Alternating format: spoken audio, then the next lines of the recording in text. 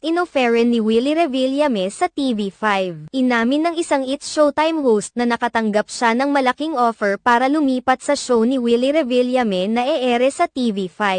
Ayon sa pagsisiwalat ng nasabing host, kahit talagang nakakasilaw ang kanyang natanggap na offer mula kay Willie Revillame ay hindi umano siya nag-atubiling ay turn down ito dahil hindi niya kayang iwanan ang It's Showtime na unang nagbigay sa kanya ng pagkakataon sa larangan ng hosting at nagpasukat ng husto sa kanya. Ayon pa sa nasabing host, hinding-hindi niya iiwan ang It's Showtime dahil talagang malaki ang ipinagbago ng kanyang buhay magmula nang maging host siya nito. Samantala, humanga naman ang ABS-CBN head sa pagiging loyal ng kanilang host sa ABS-CBN at sa It's Showtime dahil kahit nawalan na noon ng prangkisa ang ABS-CBN ay hindi pa rin sila nito iniwan. Kaagad namang umani ng samot-saring reaksyon ang mga netizens.